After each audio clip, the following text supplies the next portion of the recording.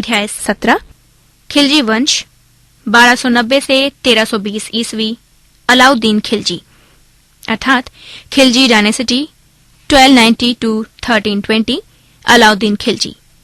यदि अलाउद्दीन के कार्यों तथा सफलताओं की निष्पक्ष दृष्टिकोण से समीक्षा की जाए तो कहना पड़ेगा कि दिल्ली के मध्ययुगीन शासकों में उसका उच्च स्थान है। दिल्ली सल्तनत के संपूर्ण युग में निर्विवाद वो योग्यतम सुल्तान था। डॉक्टर आशीर्वादी लाल। दीर्घ उत्तरीय प्रश्न संख्या 1 अलाउद्दीन खिलजी की विजयों का संक्षेप में वर्णन कीजिए।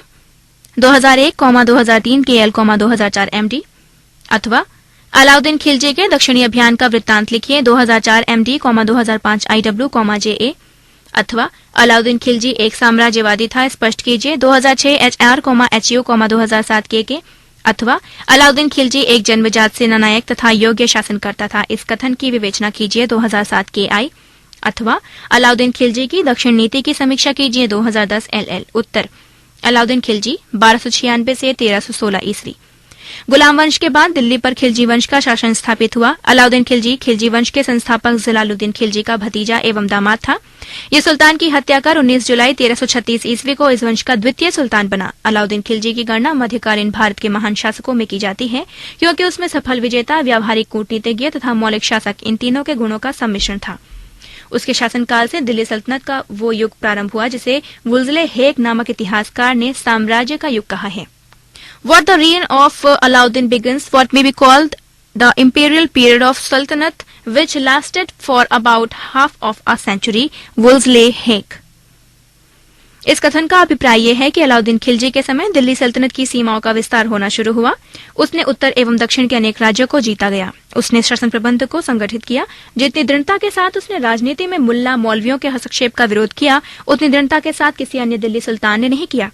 डॉक्टर RC मजूमदार ने इस संबंध में लिखा है, उसको इस बात का श्रेय प्राप्त है कि सबसे पहले उसने ही राज्य के शासन में उलेमा वर्ग के प्रभुत्व और निर्देशन से सुल्तान को स्वतंत्र रखा। अलाउद्दीन खिलजी की विजयों को 2 भागों में विभाजित किया जा सकता है। नंबर 1 उत्तर भारत की विजय तथा नंबर 2 दक्षिण भारत की विजय। अलाउद्दीन खिलजी की विजय। अलाउद्दीन खिलजी अत्यधिक महत्वाकांक्षी और साम्राज्यवादी सुल्तान था। वो यूनान के सिकंदर की तरह विजेता बनने के सपने देखा करता था। उसने सिकंदर सानी की उपाधि भी धारण की थी। अला उल मुल्क ने सुल्तान की विजय की योजना पर विनम्रतापूर्वक कहा था कि इस समय सिकंदर महान के समान विश्व विजय की परिस्थितियां नहीं हैं और अब अरस्तु जैसा परामर्शदाता मिलना भी कठिन है। तब सुल्तान अलाउद्दीन खिलजी ने पूछा कि तब मैं किस प्रकार आश्चर्यजनक सफलताओं का यश प्राप्त करूंगा। उसने उत्तर दिया, आप उत्तरी तथा दक्षिणी भारत के विशाल एवं समृद्धशाली प्रदेशों को जीतने का प्रयास करें। परिणाम स्वरूप बुद्धिमान सुल्तान ने उत्तरी भारत के अनेक प्रदेशों पर विजय प्राप्त की, फिर दक्षिणी भारत के प्रदेशों पर विजय अभियान प्रारंभ किए। पृष्ठ संख्या 197। डॉक्टर ईश्वरी प्रसाद ने लिखा है, अपने शासनकाल को उसने अर्थात अलाउद्दीन ने उस उच्चतम पराकाष्ठा पर पहुंचा दिया था जिसके कारण उसका शासन खिलजी साम्राज्यवाद या खिलजी सैनिकवाद के नाम से विख्यात हुआ। उत्तरी भारत की विजय। नंबर 1 अलाउद्दीन के निर्देश पर सेनापति नुसरत खान ने मुल्तान व सिंध प्रदेशों पर 1296 से 97 ईस्वी में विजय प्राप्त की। नंबर 2 इसके पश्चात अलाउद्दीन ने गुजरात राज्य पर 1299 ईस्वी में विजय प्राप्त की। गुजरात का राजा कर्ण भयभीत होकर भाग गया और उसकी सुंदर महारानी कमला देवी को अलाउद्दीन ने अपनी रानी बना लिया। नंबर 3 जैसलमेर को उसने गुजरात जाते समय लूटा। नंबर 4 अलाउद्दीन ने 1301 ईस्वी में रणथंबोर पर आक्रमण कर उसे जीता। रणथंबोर के राजा राणा हमीर देव युद्ध में मारे गए और राजपूत रानियों ने जौहर कर लिया। नंबर 5 अलाउद्दीन खिलजी ने मेवाड़ के राजा रतन सिंह की महारानी पद्मिनी को प्राप्त करने के उद्देश्य से 1303 ईस्वी में मेवाड़ पर आक्रमण किया था। रानी पद्मिनी राणा के शरीर के साथ जलकर सती हो गई थी, लेकिन कुछ इतिहासकार इस घटना का खंडन करते हैं। नंबर 6 उसने मालवा, मांडू, उज्जैन, चंदेरी, मारवाड़, सिवाना तथा जालौर आदि पर 1305 ईस्वी में तथा 1311 ईस्वी में आक्रमण करके उन्हें भी जीत लिया। इस प्रकार 1311 ईस्वी तक संपूर्ण उत्तरी भारत पर उसका अधिकार हो गया। उसने स्वयं को एक महान विजेता सिद्ध कर दिया था। दक्षिण भारत की विजय। अलाउद्दीन बहुत ही महत्वाकांक्षी शासक था। मंगोलों की समस्या का निराकरण कर उसने दक्षिण विजय की योजना बनाई। मुसलमानों में वो प्रथम शासक था जिसने दक्षिण भारत को जीतकर भारत को राजनीतिक एकता के सूत्र में बांधा। दक्षिण भारत को जीतने के 2 उद्देश्य बताए जाते हैं। नंबर 1 साम्राज्यवादी नीति। नंबर 2 धन लोलुपता। उसने दक्षिण विजय के लिए अपने प्रसिद्ध सेनापति मलिक काफूर को नियुक्त किया। उसने दक्षिण के निम्नलिखित राज्यों पर विजय प्राप्त की। नंबर 1 देवगिरी की विजय 1305 से 1307 ईस्वी। इस राज्य पर यादव नरेशों का अधिकार था। इस समय इस राज्य पर राजा रामचंद्र देव शासन कर रहा था। अलाउद्दीन ने अपने चाचा एवं श्वशुर जलालुद्दीन खिलजी के शासनकाल में ही सन 1294 ईस्वी में देवगिरी पर आक्रमण किया था। उसने वहां के राजा रामचंद्र को दिल्ली साम्राज्य की अधीनता स्वीकार करने के लिए बाध्य किया तथा उससे बहुत सा धन प्राप्त किया, परंतु रामचंद्र ने कई वर्षों से वार्षिक कर भेजना बंद कर दिया था और गुजरात के भागे हुए शासन कर्णदेव को शरण दे रखी थी। अतः उसने मलिक काफूर को एक विशाल सेना के साथ उसके विरुद्ध भेजा। काफूर ने संपूर्ण देश को उजाड़ डाला। रामचंद्र देव उसके आक्रमण को सहन नहीं कर सका और उसने संधि कर ली। रामचंद्र दिल्ली भेज दिया गया, जहां अलाउद्दीन ने उसका बहुत आदर किया और उसका राज्य उसे लौटा दिया। नंबर 2, तेलंगाना की विजय 1309 ईस्वी। यह राज्य देवगिरी के पूर्व की ओर स्थित था। इस पर काकतियों का अधिकार था। अलाउद्दीन के आदेश से मलिक काफूर ने तेलंगाना की ओर प्रस्थान किया था, किंतु उसको सफलता प्राप्त नहीं हुई थी। मलिक काफूर ने तेलंगाना की राजधानी वारंगल का घेरा डाला। पृष्ठ संख्या 198। काकतीय राजा प्रताप रुद्रदेव ने बड़ी वीरता का परिचय दिया, किंतु मुसलमानों की चालों के सामने उसकी एक न चली। अंत में बाध्य होकर उसको आत्मसमर्पण करना पड़ा। उसने वार्षिक कर देना स्वीकार किया और युद्ध की क्षति की पूर्ति के लिए विजेता को अपार धन भेंट किया। अमीर खुसरो हमें ये सूचित करता है कि मलिक काफूर बहुत लूट के साथ दिल्ली वापस लौटा। उसके साथ 1000 ऊंट थे जो लदे हुए कोष के भार से कराह रहे थे। नंबर 3, द्वार समुद्र की विजय 1310 ईस्वी। तेलंगाना की विजय से अलाउद्दीन को बहुत अधिक धन प्राप्त हुआ, जिसके कारण उसको धन का लोभ हो गया था और अधिक धन प्राप्त करने के उद्देश्य से उसने द्वार समुद्र पर आक्रमण करने के लिए मलिक काफूर को आदेश दिया। मलिक काफूर ने तीव्र गति से द्वार समुद्र की ओर कूच किया और उसके दुर्ग पर घेरा डाल दिया। वहां का होयसल वंशीय राजा वीर बल्लाल बड़ा वीर एवं योग्य था, परंतु वो पूरी तरह से असावधान था। युद्ध में उसकी पराजय हुई। उसने अलाउद्दीन की अधीनता स्वीकार की तथा विजेता को अतुल धन भेंट किया। नंबर 4, पांड्य राज्य की विजय 1311 ईस्वी। यह राज्य सुदूर दक्षिण में स्थित था, जिसकी राजधानी मदुरा थी। द्वार समुद्र की विजय के बाद मलिक काफूर ने पांड्य राज्य पर अधिकार जमाने के लिए सुदूर दक्षिण की ओर प्रस्थान किया। इस समय पांड्य राज्य की दशा बड़ी शोचनीय थी। वहां 2 भाइयों में उत्तराधिकार का युद्ध चल रहा था। जब मलिक काफूर मदुरा पहुंचा तो वहां का शासक भाग गया। काफूर ने नगरों तथा समृद्धिशाली मंदिरों को लूटा और उन्हें नष्ट भ्रष्ट कर दिया। वहां से उसने रामेश्वरम की ओर प्रस्थान किया। वहां के अति प्राचीन मंदिरों को नष्ट कर मस्जिद का निर्माण करवाया। सन 1311 ईस्वी में उसने दिल्ली की ओर प्रस्थान किया। वो दक्षिण से बहुत अधिक धन लाया था। इससे पहले अभी तक दिल्ली में इतना अधिक धन नहीं लाया गया था। इस धन का प्रयोग साम्राज्य को सुदृढ़ बनाने के लिए किया गया। नंबर 5, देवगिरी पर द्वितीय आक्रमण 1312 ईस्वी। रामचंद्र देव की मृत्यु के पश्चात उसके पुत्र शंकर देव ने अलाउद्दीन को कर देना बंद कर दिया था, अतः उसे दंड देने के लिए मलिक काफूर को भेजा गया। शंकर देव पराजित हुआ और मार डाला गया।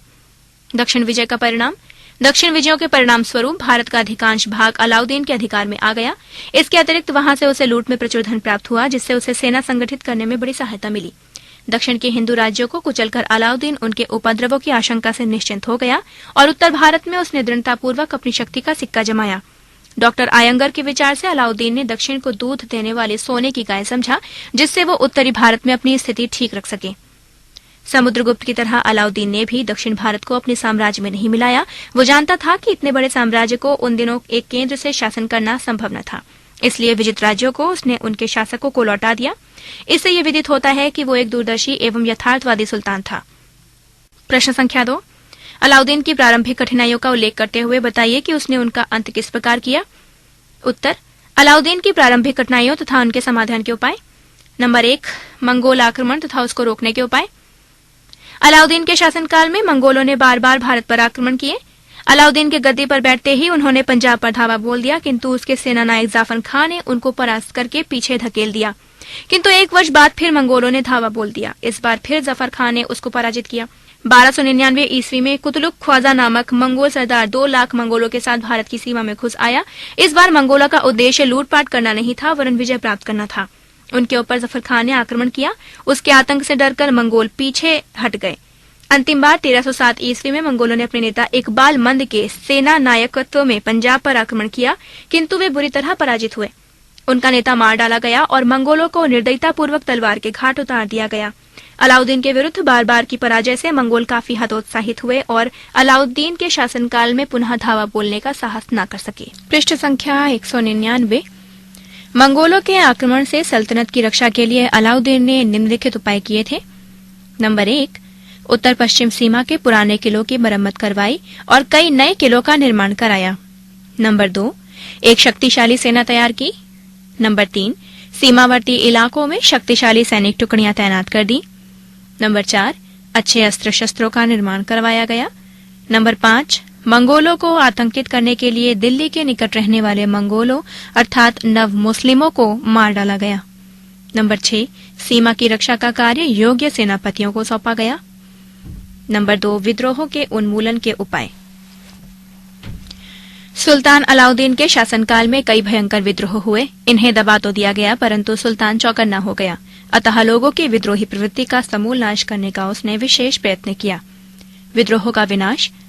सर्वप्रथम उसने विद्रोह के कारणों पर गंभीरतापूर्वक विचार किया और इस निष्कर्ष पर पहुंचा कि विद्रोह निम्न 4 बातों से राज्यों में हुआ करते हैं।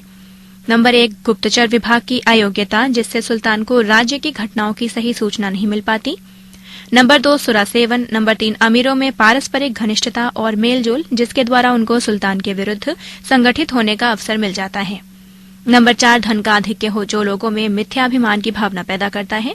अपने इस विश्लेषण के बाद सुल्तान ने विद्रोह को रोकने के लिए निम्नलिखित उपाय किए। रोमन नंबर 1, लोगों को निर्धन बनाने की नीति। अलाउद्दीन ने धार्मिक कार्यों के लिए दान में दी गई भूमि और अन्य जागीरों को जब्त कर लिया। उसने सभी पेंशनें बंद कर दी और इतिहासकार बर्नी के अनुसार लोगों पर दबाव डाला गया, उन पर दंड कर लगाए गए तथा हर प्रकार के बहाने से उनसे धन वसूल किया गया। अनेक लोग पूर्णतया निर्धन हो गए और स्थिति ये हो गई कि अमीरों, मलिकों, उच्च पदाधिकारियों, मुल्तानियों अर्थात बड़े मुल्तानी व्यापारियों और साहूकारों को छोड़कर और किसी के पास नगद धन नहीं रह गया।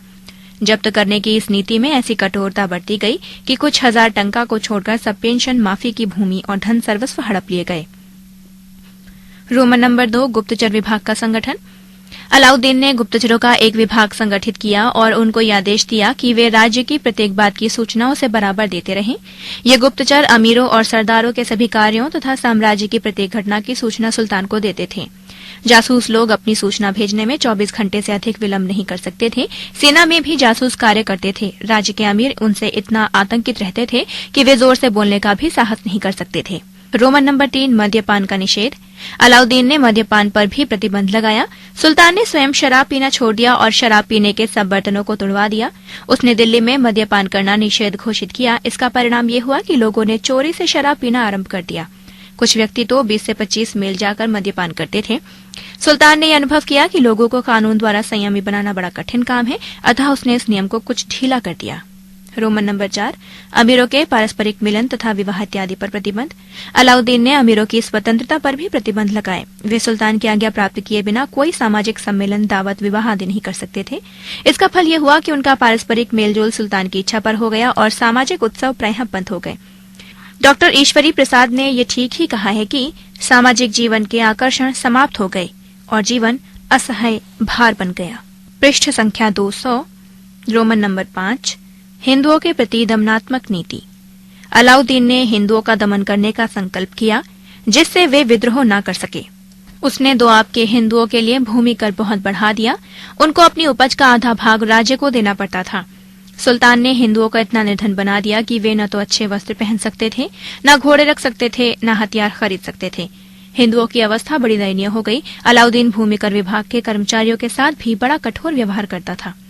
अपने प्रभुत्व को मजबूत करने के लिए अलाउद्दीन ने जो कार्य किए, उनसे उसकी राजनीतिक सूझबूझ का परिचय प्राप्त होता है। किंतु ये न भूलना चाहिए कि उनके शासन कार्यों से उसकी अतिशय कठोरता का आभास मिलता है। इस कठोर नीति का परिणाम ये हुआ कि उसके शासनकाल के अंतिम दिनों में जब वो वृद्ध हो गया था, चारों ओर विद्रोह होने लगे। फिर भी कई दृष्टियों से उसका शासनकाल उल्लेखनीय है। लेनपुल महोदय के शब्दों में, यद्यपि वो विधि के प्रति कुबुद्धिपूर्ण व घृणापूर्ण व्यवहार रखता था, तथापि वो ज्ञान व संकल्प का व्यक्ति था जो अपने मस्तिष्क से परिचित था, जो स्थिति की आवश्यकताएं समझता था, अपनी विधियों से उनका सामना करता था और संलग्नता से उन विधियों को लागू करता था। प्रश्न संख्या 3, अलाउद्दीन खिलजी के आर्थिक एवं सैनिक सुधारों का वर्णन कीजिए। 2001, 2002 TY, 2003 KF, 2004 MG, MF, 2005 JB, 2007 KG, 2009 IE। अथवा अलाउद्दीन खिलजी एक प्रबुद्ध निरंकुश शासक था। क्या आप इस कथन से सहमत हैं? 2001, 2006 HS। अथवा अलाउद्दीन के प्रशासनिक सुधारों का उल्लेख कीजिए। 2004 MI। अथवा अलाउद्दीन खिलजी की राजस्व सुधार तथा बाजार नियंत्रण व्यवस्था का वर्णन कीजिए। 2000, 2003 KI, 2005 IY, JA, 2006 HP। अथवा अलाउद्दीन खिलजी का काल सुधार का काल था। 2002 BBO। अथवा अलाउद्दीन खिलजी एक महान सुधारक था, विवेचना कीजिए। 2007 के एफ अथवा अलाउद्दीन खिलजी की आर्थिक नीति उसकी साम्राज्यवादी आकांक्षाओं का प्रतिफल था, विवेचना कीजिए। 2007 के एच अथवा अलाउद्दीन खिलजी के आर्थिक सुधारों का वर्णन कीजिए। 2011 II, 2011 IG। उत्तर, भारतीय इतिहास में अलाउद्दीन के शासन प्रबंध का महत्वपूर्ण स्थान है। राजस्व के संबंध में अलाउद्दीन ने अन्य दिल्ली सुल्तानों की अपेक्षा अधिक गहराई से विचार किया था। नंबर 1, राजत्व के सिद्धांत। नंबर 1, राज्य को धर्मनिरपेक्ष बनाने का प्रयत्न। व्यक्तिगत रूप से अलाउद्दीन कट्टर सुन्नी मुसलमान था। उसमें धर्मांधता कूट कूट कर भरी थी। सैद्धांतिक रूप में अलाउद्दीन ऐसे राज्य को स्थापित करने की कल्पना करता था जो कि धर्म से प्रभावित नहीं हो। उसके पहले के सुल्तान धर्म का संबंध किसी न किसी रूप में राज्य से जोड़ते थे, किंतु अलाउद्दीन भारत का पहला मुसलमान शासक था जो राजनीति में उलेमाओं तथा मौलवियों का हस्तक्षेप पसंद नहीं करता था। उसे राजनीति को धर्म से स्वतंत्र करने का श्रेय प्राप्त है। बर्नी व उसके मत को मानने वालों ने अलाउद्दीन को धर्म के प्रति उदासीन बताया है। नंबर 2, राज्य के हित को प्रमुखता देना। अलाउद्दीन एक निरंकुश शासक था, फिर भी वो कभी कभी अपने काजियों से परामर्श कर लेता था। वो उनका परामर्श मानने के लिए बाध्य नहीं था। उसने राज्य के हित को प्रमुखता प्रदान की। उसके मतानुसार वो जो कार्य करता था वो जनता के कल्याण के लिए ही करता था। उसने ये जानने की आवश्यकता ही न समझी कि क्या धर्म संगत है और क्या धर्म संगत नहीं है। उसके कथनानुसार वो जो कुछ भी राज्य के हित के लिए करता है वही धर्म संगत है। सुल्तान अलाउद्दीन कहता था कि मैं राज्य के हित के लिए या संकट काल का मुकाबला करने के लिए जो उचित समझता हूँ वैसा ही मैं आदेश देता हूँ, और कयामत के दिन मेरा क्या होगा ये मैं नहीं जानता। पृष्ठ संख्या 201। अलाउद्दीन के शासन कार्य। अलाउद्दीन ने शासन संबंधी अनेक कार्य किए। अलाउद्दीन के सभी शासन कार्य एक उद्देश्य से प्रेरित थे और वो उद्देश्य था सल्तनत की शक्ति को मजबूत करना। उसके कई शासन कार्यों से उसकी मौलिक सूझबूझ का परिचय प्राप्त होता है। सैन्य संगठन। अलाउद्दीन ने सैन्य व्यवस्था की ओर विशेष ध्यान दिया और अपनी सेना में बहुत सुधार किए। उसके मुख्य सुधार निम्नलिखित हैं। नंबर 1, स्थायी सेना की स्थापना। दिल्ली के सुल्तानों में वह प्रथम सुल्तान था जिसने एक स्थायी सेना का निर्माण किया जो प्रत्येक समय दिल्ली में रहती थी। इस सेना में 4,75,000 घुड़सवार थे। पैदल सैनिकों की संख्या इससे भी अधिक थी। इस विशाल सेना द्वारा ही अलाउद्दीन विद्रोहियों एवं विरोधियों का दमन करने तथा विशाल साम्राज्य की स्थापना करने में सफल हुआ था। वस्तुतः उसकी प्रत्येक सफलता का श्रेय उसकी विशाल सेना को है। नंबर 2, सैनिकों को नकद वेतन की व्यवस्था। अलाउद्दीन ने सैनिकों का वेतन 234 टंका वार्षिक निश्चित किया। सैनिकों को वेतन नकद रुपये के रूप में राजकोष से दिया जाता था। इससे पहले सैनिकों को नकद वेतन के स्थान पर भूमि दे दी जाती थी। वे जमीन आदि की चिंता से मुक्त हो गए तथा उनका अपने अफसरों से घनिष्ठ संबंध स्थापित हो गया था।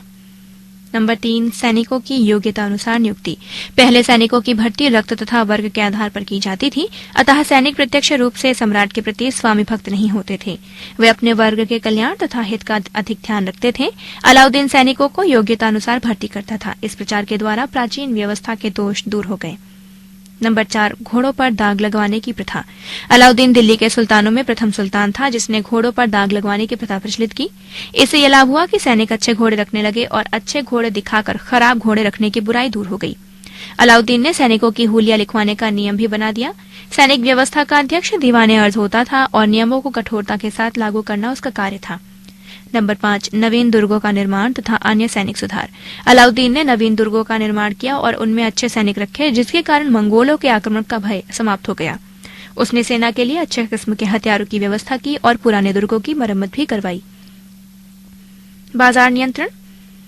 अलाउद्दीन की बाजार व्यवस्था का उसकी सैन्य व्यवस्था से बहुत घनिष्ठ संबंध है। उसके पास एक बहुत बड़ी स्थायी सेना थी जिसका व्यय बहुत अधिक था और उसकी पूर्ति राजकोष द्वारा करना संभव था। अतः उसने दैनिक उपयोग की वस्तुओं के मूल्य कम कर दिए ताकि कम वेतन में सैनिक अपना जीवन निर्वाह कर सकें। इसके लिए उसने निम्नलिखित उपाय किए। नंबर 1, वस्तुओं का मूल्य निश्चित कर दिया। अलाउद्दीन ने सर्वप्रथम उन वस्तुओं की एक सूची बनवाई जिनका प्रयोग दिन प्रतिदिन किया जाता था और उनके मूल्य निश्चित कर दिए। अनाज, कपड़ा तथा अन्य वस्तुओं के मूल्य प्रचलित दर से बहुत कम निश्चित किए गए। नंबर 2, वस्तुओं की पूर्ति की व्यवस्था। अलाउद्दीन ने बाजारों के प्रबंध की व्यवस्था की। इस उद्देश्य की पूर्ति के लिए उसने मालगुजारी अनाज के रूप में लेना प्रारंभ कर दिया। उसने आज्ञा जारी की कि सरकारी सौदागरों के अतिरिक्त कोई भी व्यक्ति किसानों से अनाज नहीं खरीद सकता था। इस व्यवस्था से सरकारी गोदाम अनाज से भरे रहने लगे। यह अनाज नियंत्रित मूल्य पर बाजार में बिकवाया जाता था। इसी प्रकार अन्य वस्तुएं एकत्रित की जाती थीं। पृष्ठ संख्या 202। नंबर 3, वितरण की व्यवस्था। अलाउद्दीन जानता था कि वस्तुओं के मूल्य कम निर्धारित करने से व्यापारियों को नुकसान होगा और वे वस्तुओं को खुले बाजार में बेचना बंद कर देंगे। अतः उसने इस बात का भी उचित प्रबंध किया कि बाजार में प्रत्येक वस्तु उपलब्ध रहे और उनमें किसी प्रकार की मिलावट न हो। व्यापारियों के ऊपर कड़ा नियंत्रण लगाया गया। जो व्यापारी कम तौलते थे अथवा निर्धारित दर से अधिक मूल्य लेते थे उन्हें कड़ा दंड दिया जाता था। कम तौलने वाले व्यापारियों के शरीर से कमी के बराबर मांस काट लेने का आदेश था। नंबर 4, सरकारी नियंत्रण। मूल्य नियंत्रण के नियमों को कठोरतापूर्वक लागू करने के लिए कई पदाधिकारियों की नियुक्ति की गई। दीवाने रियासत तथा शाहना ए मंडी इस कार्य के लिए विशेष रूप से नियुक्त किए गए। इनके नीचे अन्य अनेक कर्मचारी थे जो इन नियमों का उल्लंघन नहीं होने देते थे। बाजार नियंत्रण का परिणाम। अलाउद्दीन के बाजार नियंत्रण से सरकार और साधारण जनता दोनों को लाभ हुआ। चीजें सस्ती हो गईं, इसलिए लोगों का जीवन स्तर ऊंचा उठ गया। लोगों की सुख सुविधा में इतनी वृद्धि हो गई कि वे अलाउद्दीन के निरंकुश शासन के प्रशंसक बन गए। सुल्तान कम खर्च में एक विशाल स्थायी सेना रखने में समर्थ हुआ। व्यापारी वर्ग को इस व्यवस्था से अवश्य असंतोष हुआ होगा। अलाउद्दीन की राजस्व नीति। नंबर 1, सुल्तान ने भूमि को नपवाकर ये पता लगाया कि कितनी भूमि पर खेती होती है और उससे राज्य को कितनी आमदनी होती है। नंबर 2, बहुत से लोगों के पास ऐसी जमीन थी जिसका उन्हें भूमि कर नहीं देना पड़ता था। ऐसी सब जमीन जब्त कर ली गई। नंबर 3, राजस्व विभाग के हिंदू पदाधिकारियों के मालगुजारी संबंधी विशेषाधिकार छीन लिए गए। उन्हें भी भूमि मकान पर कर देना पड़ता था। नंबर 4, मालगुजारी की दर बढ़ा दी गई। हिंदुओं को उपज का आधा एवं मुसलमानों को उपज का 1/4 भाग भूमि कर के रूप में देना पड़ता था। नंबर 5, मकानों, चारागाह, बाग एवं अन्य आयात निर्यात पर भी कर लगाया गया। नंबर 6, जागीर प्रथा बंद कर दी गई। नंबर 7, हिंदुओं को जजिया कर देना पड़ता था। इन सुधारों का सामूहिक परिणाम यह हुआ कि राज्य की आमदनी बढ़ गई और इसका बोझ समाज के सभी वर्गों पर पड़ा। अलाउद्दीन के शासन कार्यों की विवेचना। अलाउद्दीन की शक्ति उसके सैनिक निरंकुशवाद पर आधारित थी, जिसका परिणाम यह हुआ कि जब उसकी शक्ति बनी रही, उसकी शासन प्रणाली सुचारू रूप से चलती रही। किंतु वृद्धावस्था में उसके क्षीण हो जाने पर चारों ओर अशांति और असंतोष के लक्षण स्पष्ट दिखाई पड़ने लगे। इतिहासकार बर्नी के शब्दों में, सफलता ने अब और अधिक उसका साथ न दिया। भाग्यलक्ष्मी अपने स्वभाव के अनुसार चंचल प्रमाणित हुई और नियति ने उसको विनष्ट करने के लिए अपना खंजर तान दिया। डॉक्टर आशीर्वादी लाल ने अलाउद्दीन के कार्यों की आलोचना करते हुए लिखा है, अलाउद्दीन के शासन कार्य की सबसे बड़ी कमजोरी ये थी कि वो अधिक दिनों तक चल नहीं सकता था, क्योंकि वो केवल नग्न शक्ति पर आधारित था। लघु उत्तरीय प्रश्न। प्रश्न संख्या 1, अलाउद्दीन खिलजी के दक्षिणी विजय के 4 राज्यों के नाम बताइए। उत्तर, दक्षिणी भारत विजय के 4 राज्यों के नाम थे। क, देवगिरी की विजय, ख, तेलंगाना की विजय, ग, द्वार समुद्र की विजय, घ, पांड्य राज्य की विजय। पृष्ठ संख्या 203। प्रश्न संख्या 2, अलाउद्दीन खिलजी द्वारा किए गए 4 कार्यों का उल्लेख कीजिए। उत्तर, क, मद्यपान का निषेध करवाया गया। ख, अमीरों के मिलने पर प्रतिबंध लगा दिया गया। ग, हिंदुओं के प्रति दमनात्मक नीति अपनाई गई। घ, गुप्तचर विभाग संगठित किया गया। प्रश्न संख्या 3, अलाउद्दीन खिलजी के 4 सैनिक सुधार बताइए। 2003 केजे, 2004 एमएच। उत्तर, क, स्थायी सेना की स्थापना की गई। ख, सैनिकों को नकद वेतन की व्यवस्था की गई। ग, घोड़ों को दगवाने की प्रथा प्रारंभ हुई। घ, नवीन दुर्गों का निर्माण कराया गया। प्रश्न संख्या 4, बाजार नियंत्रण के 4 उपाय बताइए। 2005 IV, IW। अथवा अलाउद्दीन खिलजी का सबसे महत्वपूर्ण सुधार क्या था। 2003 KK अथवा अलाउद्दीन खिलजी की बाजार नियंत्रण नीति का विवरण दीजिए। 2009 IH। उत्तर, बाजार नियंत्रण। बाजार नियंत्रण का काम दिल्ली के सुल्तानों में सर्वप्रथम अलाउद्दीन ने किया। उसकी सैनिक व्यवस्था ने उसे ऐसा करने के लिए प्रेरित किया। वास्तव में इतनी बड़ी स्थायी सेना का प्रबंध और व्यय आसानी से नहीं चलाया जा सकता था, अतः बाजार नियंत्रण का कार्य अत्यावश्यक था। इसके लिए उसने निम्नलिखित कार्य किए। क, वस्तुओं के मूल्यों का निर्धारण किया गया। ख, वस्तुओं की पूर्ति की व्यवस्था सुनिश्चित की गई। ग, सरकारी नियंत्रण प्रभावी बनाया गया। घ, वितरण की व्यवस्था सुनिश्चित की गई। प्रश्न संख्या 5, मलिक काफूर कौन था। 2006 HO। अथवा मलिक काफूर किस सुल्तान से संबंधित था। उसने साम्राज्य के किस क्षेत्र को विजित किया। 2004 MH।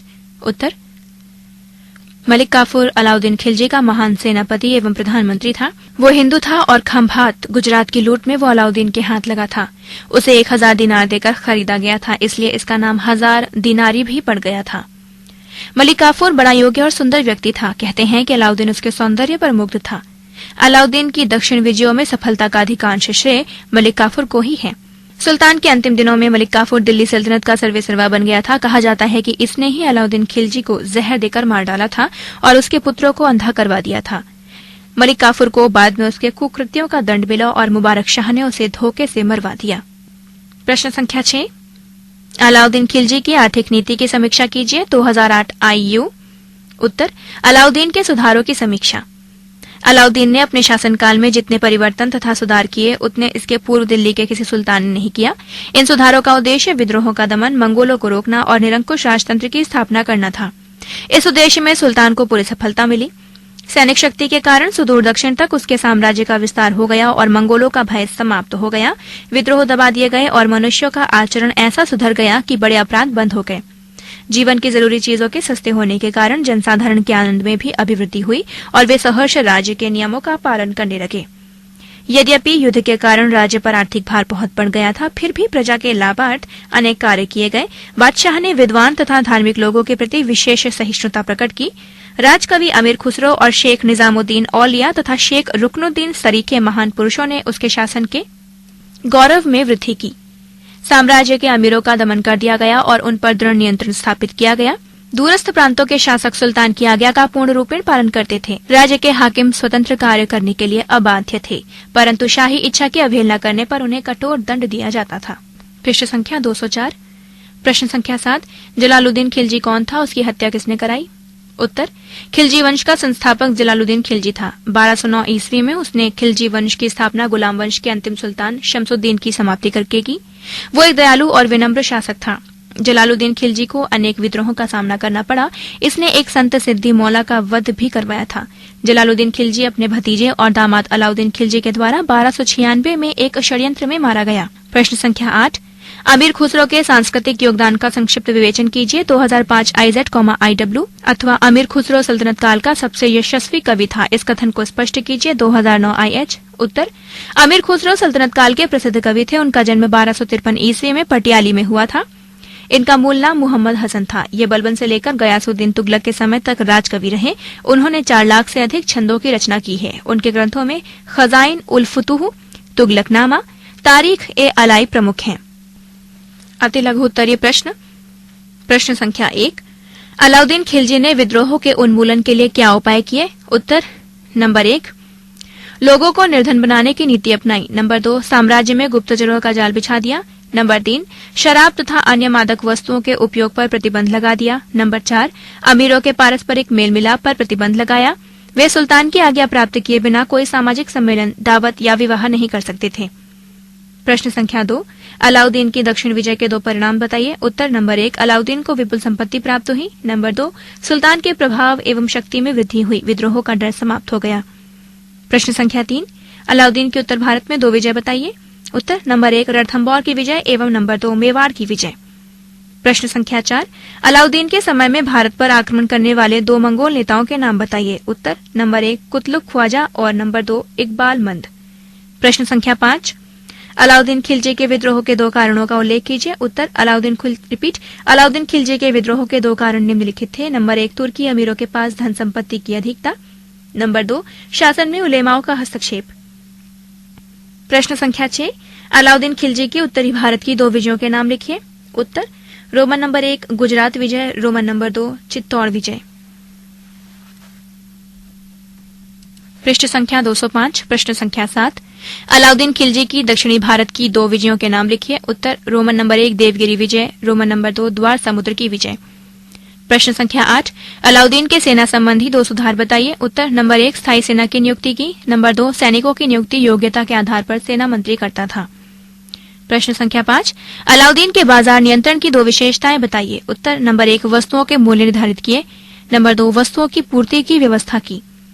प्रश्न संख्या 10, अलाउद्दीन के 2 प्रसिद्ध सेनापतियों के नाम बताइए। उत्तर, नंबर 1, मलिक काफूर और नंबर 2, जफर खां। प्रश्न संख्या 11, अलाउद्दीन के ऐसे 2 कार्य बताओ जिनसे राज्य की आय में वृद्धि हुई। उत्तर, नंबर 1, माफी और वक्फ की जमीन छीन ली गई। नंबर 2, माल विभाग में कार्य करने वाले हिंदू पदाधिकारियों के विशेषाधिकार समाप्त कर दिए गए। बहुविकल्पीय प्रश्न। प्रश्न संख्या 1, अलाउद्दीन ने गद्दी प्राप्त किया 2004 MD। विकल्प इस प्रकार हैं: क 1296 ईस्वी, ख 1290 ईस्वी, ग 1288 ईस्वी, घ 1298 ईस्वी। सही उत्तर है क 1296 ईस्वी। प्रश्न संख्या 2, अलाउद्दीन द्वारा जीते गए दक्षिणी राज्यों में से एक था। विकल्प इस प्रकार है: क गुजरात, ख मारवाड़, ग देवगिरी, घ मेवाड़। सही उत्तर है ग देवगिरी। प्रश्न संख्या 3, बाजार मूल्य नियंत्रण के लिए अलाउद्दीन ने क्या किया? विकल्प इस प्रकार है: क वस्तु आपूर्ति बंद करा दिया, ख वस्तुओं का मूल्य निश्चित करा दिया, ग तौलने वाले बांटों में परिवर्तन कर दिया, घ सरकारी दुकानें खोल दिया। सही उत्तर है ख वस्तुओं का मूल्य निश्चित कर दिया। प्रश्न संख्या 4, मलिक काफूर कौन था? विकल्प इस प्रकार है: क सेनापति, ख वित्त मंत्री, ग लेखक, घ समाज सुधारक। सही उत्तर है क सेनापति। प्रश्न संख्या 5, अलाउद्दीन ने जलालुद्दीन की हत्या कहाँ की थी? विकल्प इस प्रकार है: क कड़ा, ख चित्तौड़, ग गुजरात, घ देवगिरी। सही उत्तर है क कड़ा। पृष्ठ संख्या 206।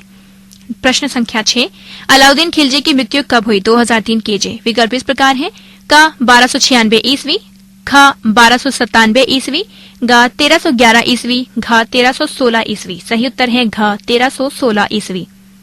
प्रश्न संख्या 7, खिलजी वंश का अंत कब हुआ? विकल्प इस प्रकार है: क 1296 ईस्वी, ख 1316 ईस्वी, ग 1320 ईस्वी, घ 1325 ईस्वी। सही उत्तर है ग 1320 ईस्वी। प्रश्न संख्या 8, जलालुद्दीन खिलजी का राज्यारोहण कब हुआ? 2005 आईजेड। विकल्प इस प्रकार है: क 1265 ईस्वी, ख 1275 ईस्वी, ग 1287 ईस्वी, घ 1290 ईस्वी। सही उत्तर है घ 1290 ईस्वी। प्रश्न संख्या 9, खिलजी वंश की स्थापना कब हुई? 2005 जेए। विकल्प इस प्रकार है: क 1266 ईस्वी, ख 1279 ईस्वी, ग 1287 ईस्वी, घ 1290 ईस्वी। सही उत्तर है घ 1290 ईस्वी। पृष्ठ संख्या 207,